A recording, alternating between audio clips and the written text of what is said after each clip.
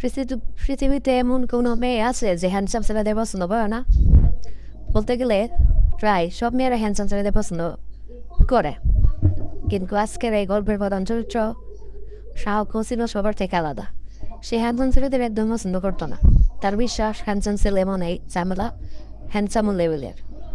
তবে ভুলভ্রমে তার জীবনে হঠাৎ এসে বড় শহরের সবচেয়ে হ্যান্ডসাম পপ আইডল, যার শুনতে পাগল হয়ে থাকতো বড় শহর মেয়েরা।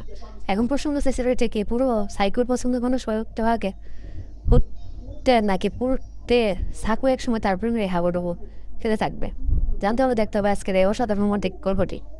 শুরুতে দেখা যায় প্রার্থনা করতে সাকু তার বান্ধবীর সাথে একটা মন্দিরে আসতে এসেছে। এখানে তার দুজনে গল্প করছিল যে গ্রুপ লাইক দিস স্নেহ আসলে সেই মুহূর্তে লাইক দিস গ্রুপের একটা স্টেপ পারফরমেন্স ছিল। পুরো জাপানে এই গ্রুপটি ছিল বেশ জনপ্রিয়, কারণ তারা দর্শক আর শ্রোতাদের চোখ দাঁতানো রেঞ্জ এবং গানের মাধ্যমে অনুমোদন করে করতো। সাকুর বান্ধবী ছিল এই আইডলকে অনেক বড় ফ্যান, বিশেষ করে এই গ্রুপের প্রধান গায়ক উঠাকে সে খুবই পছন্দ করতো। আর এই নিয়ে সাইকুর কথাবার্তা সাথে কথা বলছে। তখন সাইকো বলে, আমার সামনে ওদের প্রশংসা করবে না, কারণ ওরা শুধু দেখতে হ্যান্ডসাম, বাস্তবে এরকম ছেলে খুবই অহংকারী হয়। আসলে ঘটনা হচ্ছে এরকম, সাইকো নিজেও কিউট আর হ্যান্ডসাম ছেলে পছন্দ করতো। সে যখন হাই স্কুলের স্টুডেন্ট ছিল তখন সব থেকে হ্যান্ডসাম ছেলেকে প্রেমত্ব দিয়েছিল এবং আসলে তার প্রস্তাব রাজি হবে, কিন্তু ঘটে যায় ভিন্ন একটা ঘটনা। সেই ছেলেটা সিটি দেওয়ার কথা পুরো স্কুলে সরিয়ে দেয়। তার মধ্যে একজন মেয়ে তো হ্যান্ডসাম ছেলেকে পছন্দ করছে, এই নিয়ে সবাই মুখ মজা করে নিচ্ছিল। তো সাবকে হৃদয় ভেঙে যায় এবং সিদ্ধান্ত নেয় সে আর কখনো কোনো হ্যান্ডসাম ছেলে ভেবে পড়বে না। তো এখানে সাইকো প্রার্থনা করে দুনিয়ার সব হ্যান্ডসাম ছেলে হবে সব দিচ্ছে। আর বসে চলে যায় তার আন্ডের রেস্টুরেন্টে। এখানে সে আন্ডের সাথে কাজ করছে। টিভিতে যখন লাইভ লিজেন্ড গ্রুপে একটা অ্যাড দেখানো ছিল যা সাইকোর খুব রাগ হয়, কিন্তু ঠিক এমন সময় দোকানে হাজির হয় কুটা, যাকে সে মাত্র ভেবে দেখছিল। তাকে আশঙ্কা দেখে সাইকো পছন্দ অবাক হয়ে যায়, তাকে থাকে। আসলে সে বাস্তবে দেখতে আরও বেশি হ্যান্ডসাম ছিল।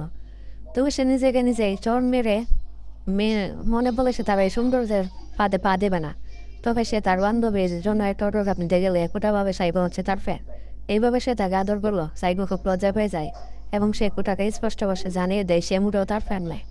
ফটোগ্রাফার তার বান্ধবী জমা নিয়েছে। কুটা এই প্রথম তার কোনো হাইটার সাথে সবাই কথা বলছে। তাই সে বলে, আমি তোমার মন জয় করার চেষ্টা করবো, তখন দেবে তুমি এদিন আমার ফ্যান হয়ে যাবে। এ কথা বলবো সাইকো আরও বেশি এগিয়ে যায় এবং তাকে বকাঝকা করতে থাকে।